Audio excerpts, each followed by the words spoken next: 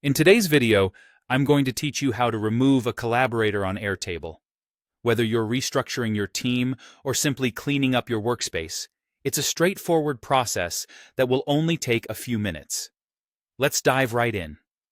Once you're signed in and looking at the Airtable home screen, it's time to focus on selecting the specific base you want to edit. For those not familiar, a base in Airtable is essentially your project's workspace, where all data and collaborators are stored. It's the hub of your project activities. So, find the particular base you're concerned with and give it a click.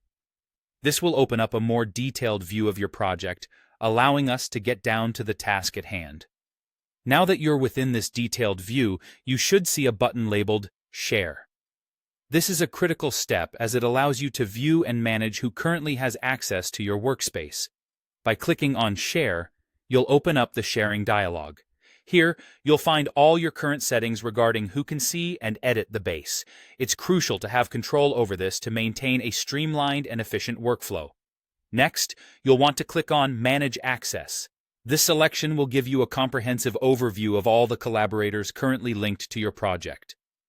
You'll notice a list detailing each person who can access your base, along with their assigned roles. Having an understanding of each role is helpful, as these roles determine what actions each collaborator can take within the project. Look for the section called Collaborators. It's in this section that you'll be able to remove someone. Scroll through the list until you find the collaborator you intend to remove.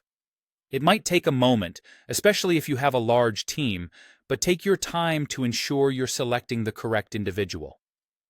Next to their name, you should notice an option that allows you to modify their status.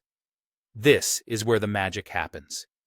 You can simply remove their access entirely by selecting the appropriate option. Confirm the change, and there you have it. With these steps, you've successfully removed a collaborator from your Airtable base. After you've made these changes, don't forget to double-check to see that the changes have been made correctly, and that the right individuals now have the appropriate levels of access to your projects. Regularly maintaining these settings helps maintain security and ensures that the sharing configurations align with your workflow requirements, keeping your project environment safe and organized. By following this simple process, you're ensuring your workspace remains well organized and secure. It's also a good idea to periodically check your collaborators list and make any necessary updates as your projects evolve. Thanks for watching, and I hope you found this tutorial helpful. Until next time, keep your workflows efficient and your teams organized.